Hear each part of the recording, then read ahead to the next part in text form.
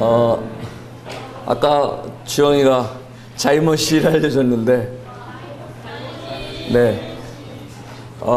네팔리 사람들은 인사를 이렇게 자이머 씨 해요. 자이머 씨. 근데 저희가 한국 사람이잖아요. 그래서 네팔 인사 플러스 한국 인사에서 자이머 씨 이렇게 하는 거예요. 제가 호주에서 선교훈련을 받고서 잘못 가르쳤구나.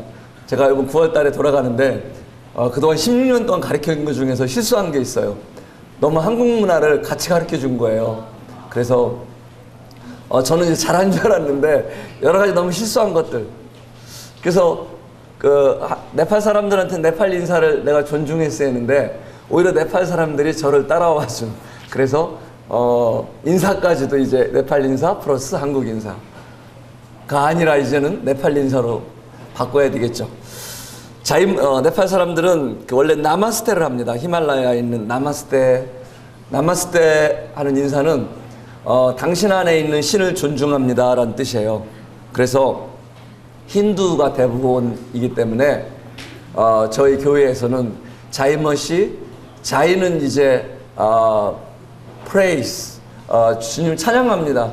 그 주님을 찬양합니다예요. 자이머시, 머시는 이제 메시아, 그래서 주님을 찬양합니다. 그래서 저희들은 교회에서 우리 모임뿐만 아니라 전 네팔에 있는 기독교 크리스찬 교회들이 그 인사를 합니다. 자, 어제 2시간에는 하나님께서 우리를 구원해 주셨는데 그것은 그냥 죄사함 받게 하는 것이 아니었다. 그리고 우리를 천국 가게 하는 것만이 우리의 목적이 아니었다. 우리가 죄사함 받고 천국 가는 것이 우리의 구원의 목적이었다면은 우리는 여기에 살아갈 이유가 없죠. 그죠? 구원받았고 죄사함을 받았고 바로 천국에 가면 될 거예요. 그런데 하나님께서 그렇게 하시지 않으시죠. 우리의 구원의 목적은 기억나십니까? 우리를 지으신 창조 목적, 사람을 지으신 창조 목적의 회복이다. 그래서 두 가지로 우리가 생각할 수 있는데 하나는 관계의 회복이다. 하나님과 사람 사이에 그 하나님이 품으셨던 영원한 생명, 사람을 사랑하며 하나님을 예배하며 그 하나님과 사람 사이에 영원히 살기 원하셨던 그 하나된 교제, 그 관계를 죄를 통해 잃어버리셨을 때 하나님은 그 죄값 아들 예수 그리스도를 통해서 죄값을 치러주시고 우리를 하나의 교제로 다시 불러주셨습니다. 그래서 우리는 구원받은 것은 하나님과의 더 구체적으로 말하면 창조의 목적의 회복이고 더 구체적으로 말하면은 하나님과의 관계의 회복인 것입니다. 기억하시기 바랍니다.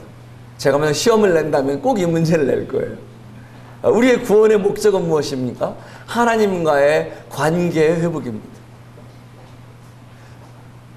우리의 구원의 목적은 또 무엇입니까? 두 번째로 우리의 역할의 회복입니다. 이것을 알지 못하면 구원받고 정신 못 차리고 살아가는 청년들이 있을 수 있습니다. 도대체 생각이 없고 도대체 개념이 없고 특히 형제들 비전팀 오면 형제들 많이 혼나요 저한테. 자매들을 좀 소개해주고 싶어도 형제들이 없어요. 형제들이 다 비실비실해서 무슨 생각들을 하는지. 자매들은 24, 대학교 한 3학년 정도만 2학년 3학년만 되면 벌써 이게 딱 박혀 있어요. 얼마나 의젓한지 정말 업어주고 싶어요. 일로 업어줄게. 형제들은 그냥 때려주고 싶어요. 개념 이게 뭐냐, 이 이야기하는 걸 가만히 들어보면은 생각들이 너무 이게 낮아요. 그래서 결혼을 한 3년 위에 사람하고 하라고 하는 건지. 저는 참고로 동갑내를 제 아내와 동갑입니다. 아내가 매일 맘먹는데 자주. 정말 이 형제들 정신 차리세요. 형제들에 의해서 더 많은 사역을 하고 형제들에 의해서 예배를 드리고 하는데 자매님들이 얼마나 답답해 하겠어요. 특히 이제 50명 이하의 한국 모임들이 많이 있어요. 그런 데 가면은 이렇게 은사 있는 형님들보다는 정말 그곳에 오래 계신 자매님들이 많아요. 굉장히 사실은 그 귀한 자매님들이 많이 계신데 참 안타까워요. 늘 우리 형제들이 주님 안에서 잘 자랐으면 좋겠어요. 전청에 이렇게 나와서 앉아있는 분들, 이렇게 말씀 듣는 분들, 이것이 희망입니다. 전 전청에 처음 나와봤어요. 그리고 풀로 이렇게 처음부터 끝까지 함께 하고 있습니다. 강사로서라기보다도 여러분들 함께 하는 것을 이렇게 볼 수 있는 걸 너무 큰 영광으로 생각해요. 제가 청년의 시대로 돌아간다면은 그 중에 한 가지 꼭 체크할 것, 전청은 반드시 참석한다. 너무나 소중한 우리 친구들이에요. 이 소중한 것들을 여러분 꼭 기억해 주셨으면 좋겠고요. 청년들 때 정말 우리의 목적을 꼭 기억했으면 좋겠어요. 우리 목적을 잃어버리면은요, 이렇게 사람들이 길에 막 허윤영전이 복음 열 때 그런 이야기 많이 하죠.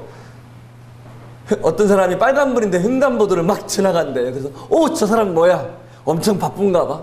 근데 그 횡단보도를 건너가서 그 불법으로 건너가서 하는 게 뭐예요? 그 노점상 구경하고 있는 거예요. 이렇게 기가 막힌 거예요. 바쁘지도 않았는데 그렇게 목숨 걸고 횡단보도를 불법으로 걸어가는 거예요. 우리도 역시 동일하게 정말 이 세상에 살면서 세상 친구들과 같이 걸어가고 때로는 위험한 곳으로 걸어가고,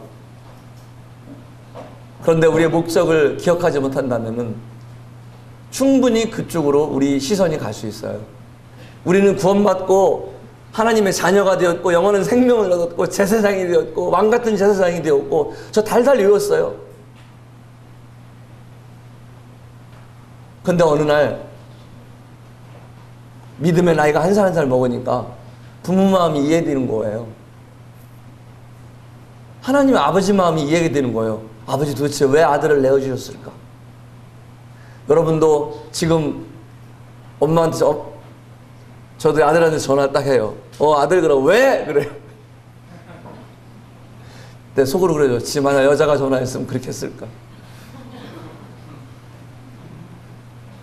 오면은 한시도 같이 안 있죠. 바빠. 그러고. 한국 나와도 몇 번 못 봐요. 저만 그렇겠어요. 여러분들 안 그런 것 같죠? 제가 옆에서 보면 다 그렇더라고요. 그 부모님들이 얼마나 섭섭해요. 그 전화를 딱 꺼가면서 그 씁쓸함. 여러분 커봐요. 그 씁쓸함을 이루 말할 수가 없어요. 여러분 이제 나이가 한 살 한 살 먹어가면서 부모님들을 기억해 주세요. 또 나이가 한 살 한 살 먹어가면서 하나님 아버지의 마음을 기억해 보세요. 하나님 아버지의 마음을 기억하면은 여러분들이 좀 더 영적으로 성숙할 수 있어요.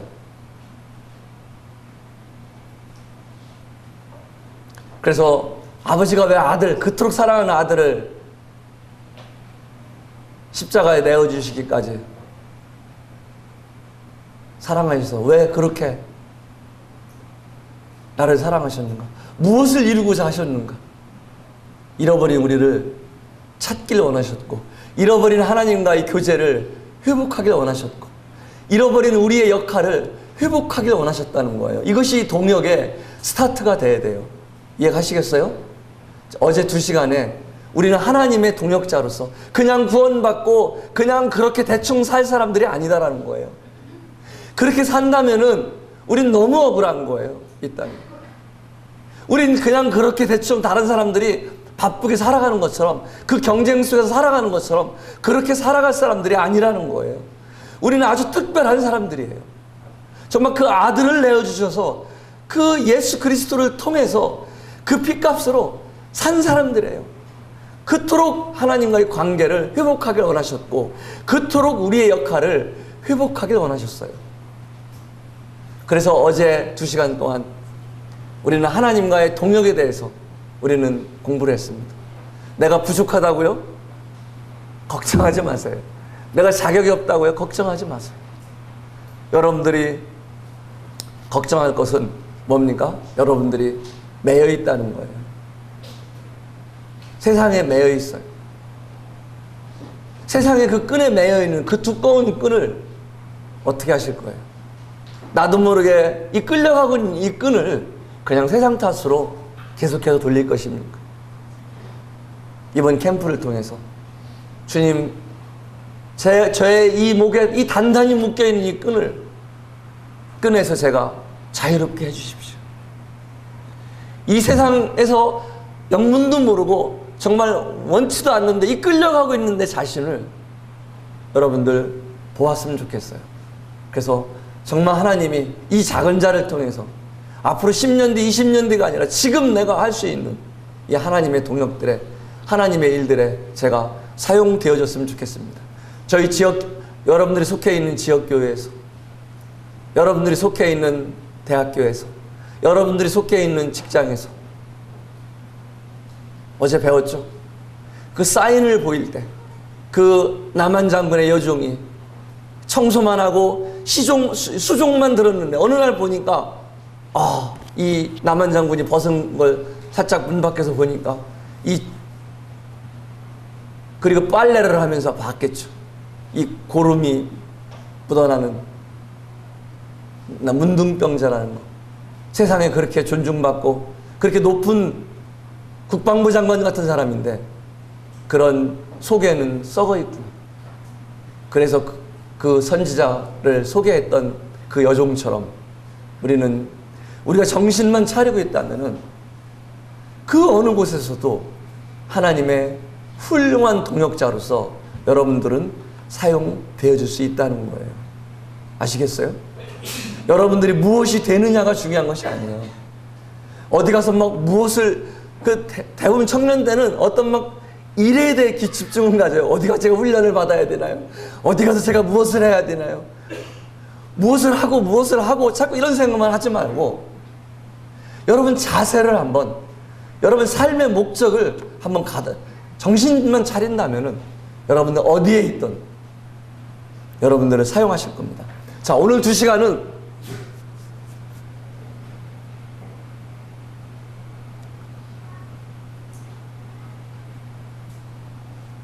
우리가 하나님과의 동역이 아니라 이 사람들과의, 우리와 함께하는 사람들과의 동역,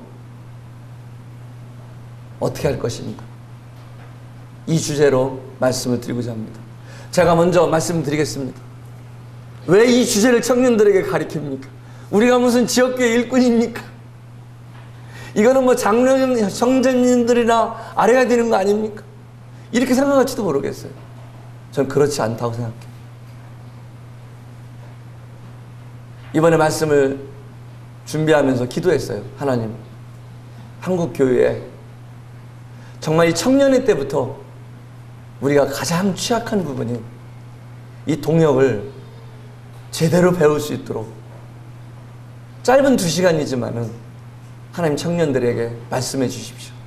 그래서 이들이 자라서 더 교회의 중요한 일들을 맡을 때, 더 선교지로 나가고 더 지역교회에서 중요한 일들을 맡을 때 훌륭한 동역들을 할 수 있게 해 주십시오. 그런 기도를 했습니다. 이 신약 성경에서 동역이라는 말을 찾아보면은 가장 많이 동역이라는 말을 사용한 사람이 바로 사도 바울입니다. 사도 바울은 동역을 이렇게 표현했어요. 같은 마음을 품은 자다. 멍에를 같이 한 자다. 함께 힘쓰는 자다. 함께 다니는 자다. 함께 있는 자. 함께 갇힌 자. 함께 종된 자. 함께 수고한 자. 함께 참여한 자. 너무나 명확한 동역의 정의가, 사람과의 동역의 정의가 명시되어 있습니다. 사도 바울이 이런 말씀을 통해서 이렇게 동역이 무엇인지 자기 동역자를 소개했습니다. 자기 동역자를 소개할 때, 저 사람 내 동역자야, 이렇게 한 것이 아니라 그는 같은 마음을 품은 사람입니다. 멍에를 같이 한 분이십니다. 함께 힘쓴 분입니다. 함께 다닌 분입니다. 함께 있던 분입니다. 함께 갇혔던 분입니다. 함께 종된 분입니다. 함께 수고했던 분입니다. 함께 참여했던 분입니다. 여러분 동역을 알고 싶으면은 이 말씀들을 보십시오. 어떻게 사람과 동역해야 하는지 그 동역의 패턴, 방법들이 명시되어 있습니다.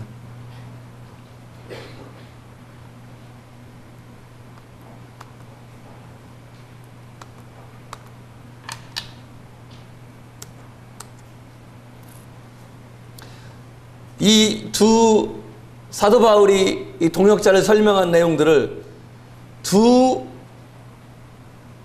단어로 핵심을 요약해 보면은, 두 문장으로 요약해 보면은 같은 마음과 함께 하는 자입니다. 동역은요, 같은 마음입니다. 근데 같은 무엇이 아닙니까? 같은 무엇이 아니에요? 예, 가로놓기 잘 하고 있죠? 예, 같은 생각이 아닙니다. 그 가로놓기 하는 분들은 복 있는 사람이에요. 근데 가로가 넣어도 안 되는 사람은 게을러서 그냥 보기만 하겠지만은 한 번 더 쓰면은 더 기억이 남습니다. 적어도 25% 이상 기억력이 높아질 것입니다. 같은 마음, 같은 생각, 동역은 같은 생각이 아니에요. 절대 같은 생각이 있을 수 없어요. 쉽지가 않습니다. 오늘도 아침에 잠깐 형님들하고 씻는데, 이 현미는 몸에 오히려 독이 된다. 현미를 먹으면 천천히 죽는다. 백미를 먹으면 빨리 죽고, 암이 걸리면 수술을 하면 더 손해다. 그냥 같이 사는 것이 좋다. 근데 저는 속으로 그래도 수술은 해야죠. 제가 참 나이가 어려서 형님들 앞에 그 말을 감히 못했지만 제 속으로는 그래도 수술은 해야죠. 그래 의사도 먹고 살고. 우리 주영이가 열심히 공부하고 있는데 저 이제 취직할 때 되면 또 의사 자리도 없으면 어떡해요. 생각이 다 다릅니다. 동역은요, 같은 생각을 가진 사람들끼리 하는 게 동역이 아니에요. 제가 그랬죠. 부부도 틀리다고요. 부부끼리도 동역을 못해요. 같은 생각이 아니고요, 같은 비전과 목적입니다. 이 같은 비전과 목적이 중요합니다. 어떤 일을, 우리 찬양팀을 해요. 우리 찬양팀의 비전이 무엇이고 찬양팀의 목적이 무엇인지 그냥 하다 보면 알겠지 뭐. 우리 문화는 그래요. 뭐 그런 걸 이야기해. 그냥 하다 보면은 가는 거야. 이렇게 따라와 그냥. 뭐 그런 거 하면 꼭 교파교회 같고. 저는 그렇지 않다고 생각해요. 여러분 시대는 틀릴 거예요. 분명한 어떤 찬양팀의 비전과 목적이 무엇입니까? 우리 또 부엌에서 정말 수고하시는, 이 더운데 수고하시는 자매님들이 있어요.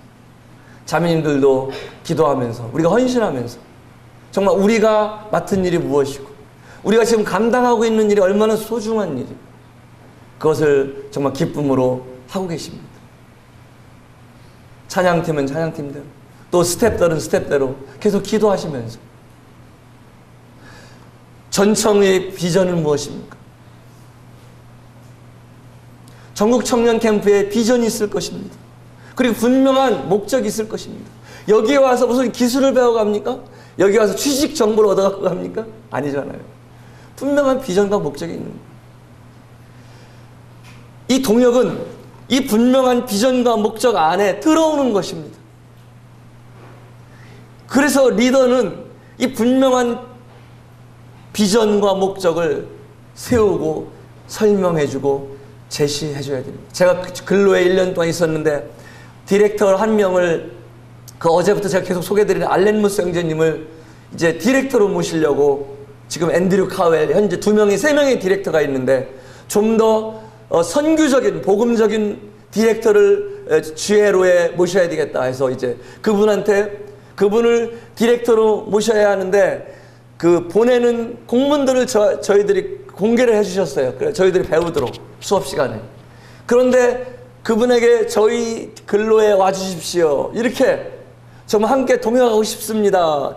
이렇게 하기 전에 우리 GLO의 역사는 이렇습니다. 우리 GLO의 비전은 이렇습니다. GLO의 목적은 이렇습니다. GLO는 월급을 주지 않습니다. 바런티어로 합니다. 다만 교통비는 지급합니다. 우리는 세계에 이런 사역을 하고 있습니다. 이런 부분에서 이런 부분이 취약한데 형제님의 이런 부분을 저희들은 함께 하고 싶습니다. 하나님께서 기도 가운데 형제님을 통해서 말씀해 주시길 바랍니다. 정말 감동했어요. 아, 그렇구나. 우리 같으면 전화, 형제님 한번 와봐. 도와줘 좀. 아, 뭘 물어봐. 와서 해답은 알 거야. 이게 우리 스타일이잖아요. 비전과 그 목적을 그 안에 한 멤버가 들어올 때 그 안에 녹아지는 거예요. 또 동역은 같은 비전뿐만 아니라 같은 비전과 목적뿐만 아니라 같은 중심이어야 됩니다. Christ centered. 제가 1년 동안 귀따갑게 들은 말이 Christ centered. 사람 중심으로 하지 말라는 거. 늘 지겨워 죽겠어요. 그래서 제가 또 얘기하려면 Christ centered, biblical. 이 두 가지 말이에요. 또 그 얘기하려고 하지. 비블리컬. 그냥 입만 벌리면은 이것이 비블리컬이냐? 이것이 성경적이냐? 이것이 주님이 우리가 하고 있는 이 프로그램이 우리가 하고 있는 여기에 우리가 모인 이곳에 주님이 중심이냐? 우리가 하고 있는 이 일에 주님이 중심이 돼 있는, 우리가 계획하고 있는 어떤 계획 가운데 그곳에 주님이 중심이 되어 있는, 가장 중요한 평가 기준이 그거였어요. 동역의 아주 중요한 부분입니다. 또 하나는 같은 기준입니다. 내 생각, 형님 생각, 자매님 생각, 우리들 생각, 이제까지 내려온 전통이 아니라 때로는 그런 것들이 동역을 하다 보면 갈등이 올 수 있어요. 그때 어느 부분이 해결을 해주실 것입니다. 어느 부분이 답을 줄 거예요. 그것은 내 생각, 네 생각, 옛날에 해오던 방법, 새로운 방법, 그런 차원이 아니라 하나님 말씀이 기준 되는 것입니다. 자, 정리해 보겠습니다. 동역은 같은 마음이 필요합니다. 분명한 어떤 계획이든 어떤 모임이든 어떤 행사든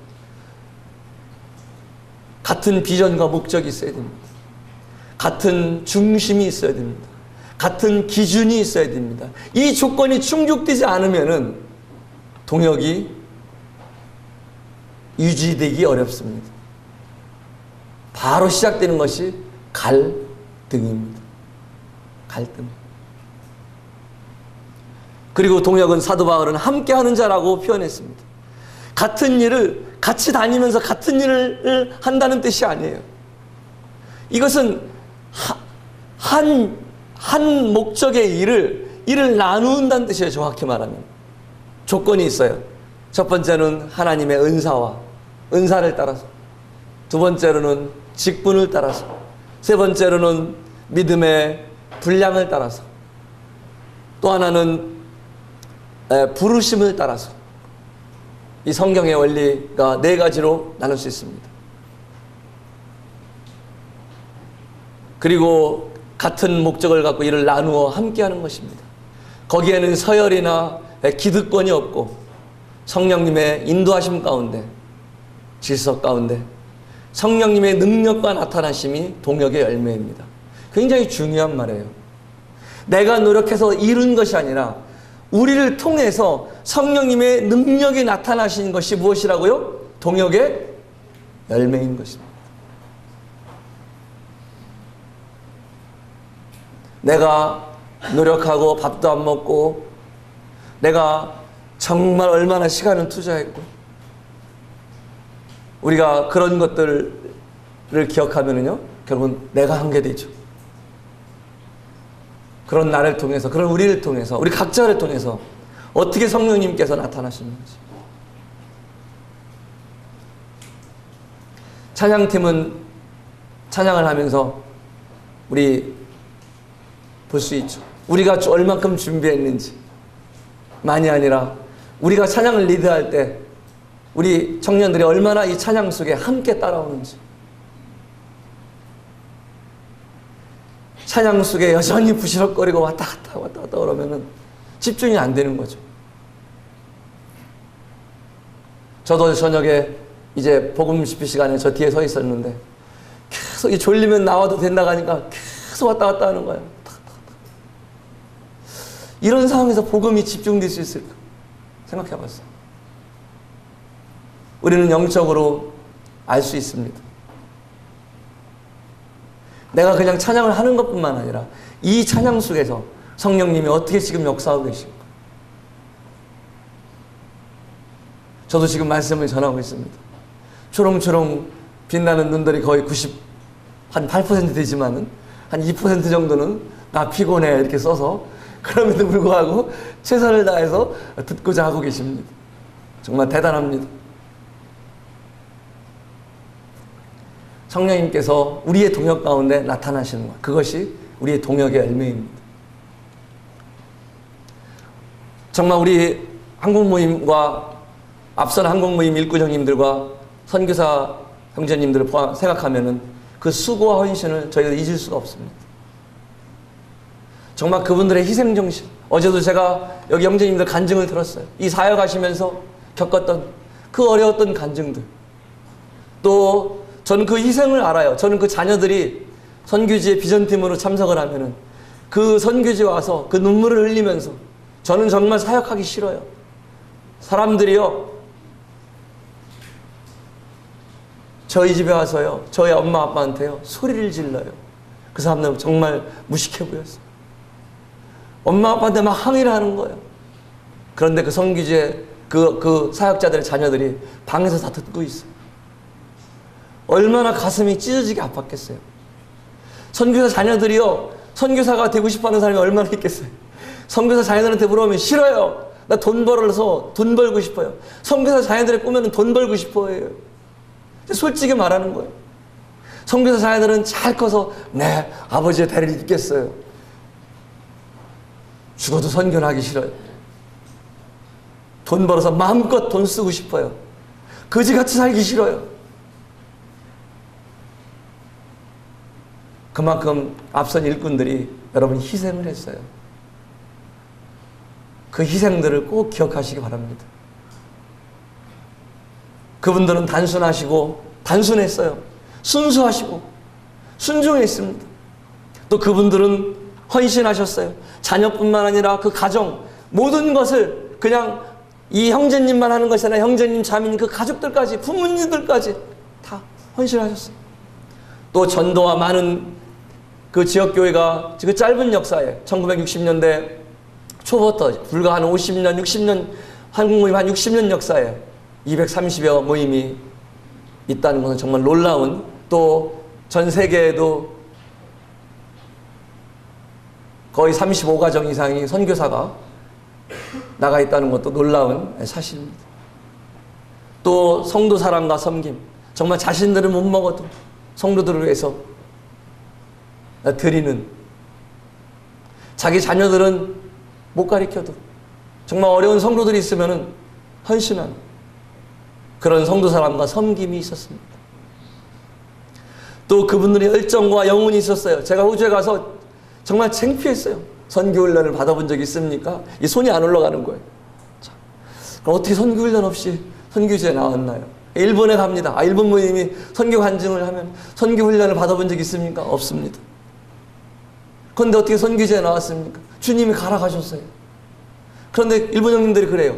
왜 일본은 선교를 못 나갑니까? 처음에 인도네시아로 첫 가정, 마리와 유타 형제가 처음으로 이제 인도네시아로 나갔습니다. 첫 가정이. 그동안은 네 명의 간호사가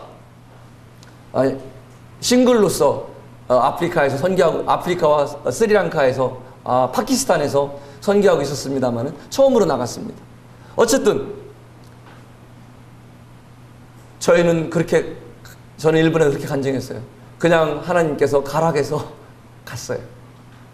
그래서 돌아보면은 한국 선교사들은 마치 그냥 주님을 가라가면 그냥 물로 다이빙을 하는 거예요. 막 헤엄을 쳐요. 헤엄치다 보니까 너무 힘들어요. 죽겠어요. 잠깐 쓰려고 서봤더니 땅이 안 닿아요. 발이. 너무 무서운 거예요. 뒤돌아보니까 돌아갈 수도 없어요. 그래서 앞에 보고 죽기 살기로 건넜어요. 그래서 이제는 다리를 놓고 싶어요. 이 선교사의 마음이에요. 16년 선교를 한 선교사의 마음이에요. 정말 무식하게 선교를 했어요. 주님 말씀만 의지하고 정말 순전하게 했어요. 단순하게 했어요. 그런데 이제는 다리를 놔주고 싶어요. 다음 세대를 위해서, 여러분들을 위해서. 이제 선교 훈련도 받고. 그런데 제가 그랬어요. 그럼 일본은 왜 못 갑니까? 저한테 물어봐요. 그래서 저는 일본 사람들은 계속해서 그 건너야 할 강을 깊이가 얼마고 수심이 몇 미터고 물의 속도가 얼마고 거기에 넣어야 할 중력이 얼마고 계속 이것을 재고 있는 것 같습니다. 수십 년째. 제가 일본을 간 지가 한 10년이 넘었는데 12년이 됐는데 2년에 한 번 정도씩 가는데 계속해서 그분들은 선교를 연구하고 있어요. 그래서 제가 그랬어요. 제 기분으로는 여러분 그냥 등에서 그 강가에 서 있는 사람은 떠밀고 싶습니다. 그냥 빠져보게 일단. 일본 사람들은 우리 죽어도 못한다 그래. 그러나 어쨌든 1세대 우리 앞선 형님들은, 앞선 선교사들은 그렇게 살았어요. 열정과 영혼 사랑, 한 영혼을 사랑하고요. 많은 사역의 열매들도 맺어졌습니다. 그럼에도 불구하고 이 동역의 어려움은 여전히 여러분 세대에도 숙제로 남겨질 수밖에 없습니다. 이 수많은 자랑스러운 것들이 있음에도 불구하고 분명한 사실은 이 동역의 문제만큼은 사람과 하나님과의 동역은 정말 말할 필요가 없죠. 그런데 사람과의 동역의 문제는 여러분들 세대에 어쩌면 숙제로 남겨야 할지도 모르겠어요. 그만큼 이 문제는 우리의 약한 부분이기도 합니다. 정말 이런 부분들을 청년의 때부터 잘 배웠으면 좋겠어요. 한국 문화의 특징을 이해하고 계십니까? 우리가 한국 사람으로서 우리가 갖고 있는 것을 너무 자연스럽게 생각해요. 우리가 우리 자신이 김치 냄새가 난다는 걸 모르죠. 제가 그걸 알고 향수를 쓰기 시작했습니다. 우리 자신에는 너무 익숙한 거예요. 이 된장 냄새 너무 익숙한 거예요. 그런데 외국 사람들이 보면은, 특히 미국 사람들이 보면, 미국 사람들이 보면은 너무 싫어해요. 유럽 사람들은 자기들도 워낙 독특하니까 조금 어느 정도 김치도 먹고 그러는데, 김치 냄새, 이 마늘 냄새, 이거에 대해서 미국 사람들은 된장 냄새, 이 세 가지, 김치 냄새, 마늘 냄새, 된장 냄새에 대해서는 미국 사람들은 정말 견디지를 못해요. 그만큼 우리 한국 문화에 우리도 젖어 있어요. 그런데 우리는 계속해서 지금 시대가 중요한 게 글로벌 시대예요. 한국 사람들끼리만, 한국에서만 사는 시기가 아니잖아요. 어느덧 우리나라에도 약 200만 명의 외국인들이 와 있고요. 유학생들과 노동자들이 와 있고, 또 삼성이나 이런 기업에도 많은 그런 엔지니어들이 또 외국에서 와 있습니다. 또 우리가 많은 학생들이 유학을 가고 단기 영어를 배우러 가고 또 선교지 방문하고, 어느덧 우리는 이런 글로벌 시대에 경험하고 있습니다. 그래서 정말 우리 동역을 하려면은, 이런 문제가 어디서 왔는지를 알려면 우리 한국 문화를 우리가 이해해야 돼요. 우리가 단일민족 하죠. 그리고 전통적으로 정말 많은 소중한 문화와 미덕을 갖고 있어요. 우리는 자부심을 가질 필요가 있습니다. 그러나 이것이 동역이나 타문화간에서의 적응은 오히려 어려움이 될 수 있죠. 한국 문화의 특징 중에 하나가 질서와 예의, 곧 사람 됨됨이를 굉장히 중시하죠. 그런데 서양적인 생각은 사람 됨됨이와 중심이 아니라 그 사람이 아니라 그 사람이 이야기하는 의견이에요. 그런데 우리는 그 사람이 이야기하는 의견을 딱 듣다가도, 아유, 이 친구 어디서 하나 주워 갖고 왔구만, 이렇게. 신뢰를 안 해요. 사람이 신뢰가 안 되면 그 사람이 하는 말도, 야, 또 무슨 이상한 소리 하려고 그러냐, 이렇게 생각이 되는 거예요. 이게 한국 문화의 특징인 거예요.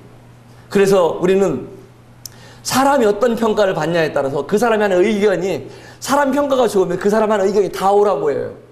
사람 평가가 안 좋으면, 인식이 안 좋으면은 쟤 또 허튼 소리 하는구만. 다 안 좋아요.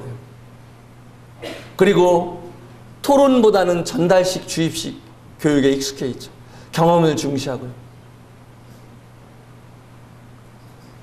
관계 중심, 가족 중심. 직접적이보다는 간접적이고요. 명예, 체면. 이 체면을 굉장히 중시해요. 자존심이 굉장히 강하고요. 부끄럽습니다. 나서지 않습니다. 나서면 뭐 한다고 그래요? 잘난 체 한다. 여러분, 토론을 해보면 알아요. 토론을 해보면은 대부분 미덕이 뭐예요? 가만히 있는 거예요. 그래서 호주에서도 한번 제가 이렇게 한번 과학교실에 견학을 갔었는데, 호주 조그만 꼬맹이들 때부터 선생님이 질문하면 애들이 얼마나 이걸 빨리 듣는지 쳐요 막 그러는 거예요. 미 막 그러는 거예요. 이렇게 해달라고 막 이렇게 해가면서 자기 시켜달라고. 근데 거기에 있는 참석한 아시안들은요, 역시 조용해 이렇게. 그래서 그 호주 선생님이, 호주나 이렇게 유럽 애들은 서로 하려고 하니까 골고루 시키는데 목적을 두고요, 아시안들은 안 하니까 시켜야 돼 일부러. 헤이 유 그럼 꼭 확인을 해요. 미? 그래 너야 너. 그럼 그때서 내 생각은 in my opinion 이렇게 시작해요. 디어. 왜냐면 이 말이 틀릴까봐 부끄러운 거예요. 그러니까 제 생각으로는요 이거인 것 같아요. 이게 겸손하다고 생각하는 거예요. 겸손한 것이죠. 그러나 저희 시대 때는 그랬지만 여러분 시대 때는 꼭 그렇지는 않아요. 세월이 바뀌고 있거든요. 그래서 토론 시대에 뭐예요? 토론 시간 30분, 1시간 주면은요, 제가 이제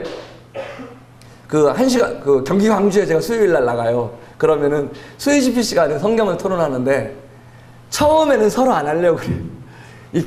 이 침묵이 쫙 가요. 그러면 처음에 하시는 분이 꼭 있어요. 하고서 딱 시작을 해요. 이게 일명 뭐예요? 내가 스태트 할 테니까 너 따라와.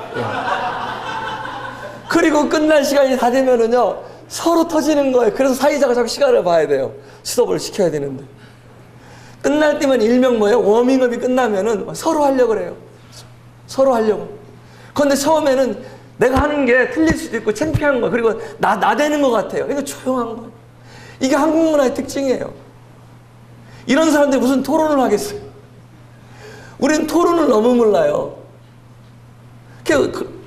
그리고요, 의견을 얘기해요. 예를 들어 어떤 사람 의견을 얘기하는데, 이 의견을 내가 그 의견이 제 생각으로 동의할 수 없습니다. 그러면 얼굴이 확 변하는 거예요. 뭐야? 저게 싸가지 없이. 저게 감히. 동의하지 못한다는 말을 못 쓰는 거예요. 꼭 그런 것만 아니지 않을까요? 이렇게 조심해서 해야 돼요. 왜냐면은 이 사람이 말한 것이 곧 인격이에요. 아니거든요. 이 사람의 의견뿐이거든요. 여러분, 동역에게 가장 이 큰 적 중에 하나가 이런 한국 문화적인 소스예요. 반대 이야기를 못 한다는 거예요. 특히 연장자한테는. 반대 이야기, 다른 의견을 이야기하면은 사람을 반대하는 게 돼버려요. 우리 문화가. 너무 안타까워요. 정말 여러분들 때는 적극적으로 반대 의견이 나왔으면 좋겠어요. 그리고 그 반대 의견을 듣더라도 너무 당황하지 마시고 이제부터라도 훈련을 하세요. 이것은 내 의견에 대한 반대지 나의 인격에 대해서 무시하는 게 아니다.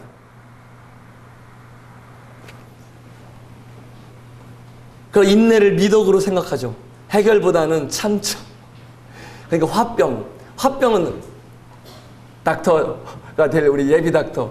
화병은 한국에만 있다고 그래요. 들어봤어요, 이 얘기요? 화병. 화병이라는 병명이 분류되어 있지 않대요. 다른 이름으로 되어 있답니다. 한국 사람들은 화병이라고 그러죠, 화병. 한국의 사망 원인 중에서 가장 많았던 게 뭔지 아세요? 노안.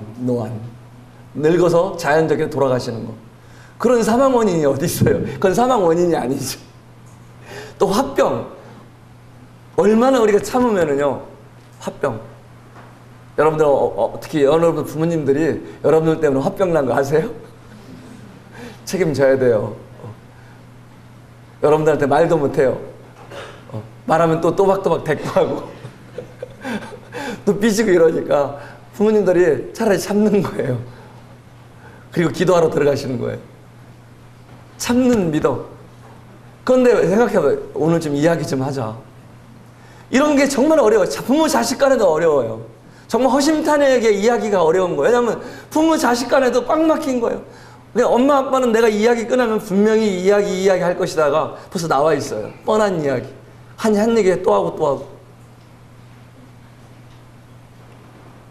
나를 전혀 이해하지 못한다 생각하니까. 평화를 사랑하죠. 평화. 그러니까요, 저도 그런 사람 중에 한 사람이에요. 여러분 다 그렇죠. 한국 문화 같은 거 갖고 있잖아요. 어떤 토론 속에서도요, 잘 평화를 원하지, 뭡니까? 의견이 다른 의견이 나와서 충돌되는 것을 평화를 깨는 거라고 생각해요. 그래서 그걸 굉장히 힘들어 합니다. 군대 문화가 있죠. 나이와 계급 서열 문화. 제가 한번 대구 쪽에 이제 집회를 갔는데, 형제님들이 두 분이 이제 저를 딱 모시러 왔더라고요. 그러더니, 형님, 안녕하세요. 그래요. 그러더니, 저를 딱 보더니, 좀 이상한가 봐요. 그러더니, 형님, 혹시 나이가 어떻게 되세요? 그러는 거예요. 그래서, 입니다. 그랬더니, 깜짝 놀래요. 왜 이렇게 젊어 보이세요? 그래서, 대부분 한국에서는 나이를 물어봐요. 주민등록증을 딴다고 하잖아요. 민증 까라고. 근데 외국에서는 나이를 물어보면 기겁을 하잖아요. 우리는 이 나이에 따라서 그것은 호주 형님들이 그래요. 한국에 갔을 때 가장 어려운 게 뭐냐. 호주에서 2년 동안 영어 선생님을 일하는 분이 지금 근로에서 영어 선생님을 일하고 있는데, 메리언이라는 선생님이 최고 어려운 게 뭐냐면 한국 가면 나이를 물어본다는 거예요. 50대인데 지금 미스거든요. 한국 가면 꼭 나이를 물어본대요. 그래서 제가 그랬어요. 너무 기분 나빠하지 마십시오. 한국에서는 나이를 물어봐서 나이가 위면은 더 숙이려고 하는 거고, 나이가 밑에면은 조금 쉽게 편하게 생각하려고 하는 거다. 근데 외국 사람들은 왜 그렇게 굳이 해야 되냐 이해를 못 하는 거예요. 저희도 마찬가지죠. 저희도 서열 문화가 다 있어요. 이 군대 문화, 유교 문화, 더 깊게는 유교 문화에서, 군대 문화에서 계속해서 이 연장자 이런 부분들이 우리에게 지금까지 아름다운 미덕으로 우리 사회에 있지만은, 때로는 동역에 있어서는 그런 것들이 사람의 중심을 둘 수 있다. 때로는 그것들이 더 좋은 의견들이 나오는 것보다는 어떤 앞선 분들의 의견에 그냥 따라가주는, 그리고 또 그분들이 어른이 되면 또 끌고 가는, 계속해서 우리 사회에 이런 것들이 이어진다면은 우리에게 아름다운 동역은, 사람들끼리의 동역은 어쩌면은 여러분 댁에 가서도 또 역시 어려움으로 남을지 모르겠어요. 오스왈드 샌더스라는 분이 그런 얘기를 했어요. 평화는 문제거리가 없는 것이 아니라 하나님의 임재 가운데 거하는 것이다.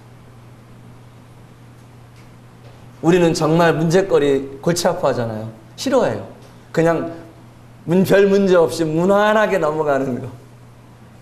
이것이 베스트가 아니더라도 그냥 무난하게 넘어가는 거, 평화롭게 넘어가는 거, 이런 것들을 동역으로 생각합니다. 이런 것들의 동역의 좋은 열매들로 생각합니다.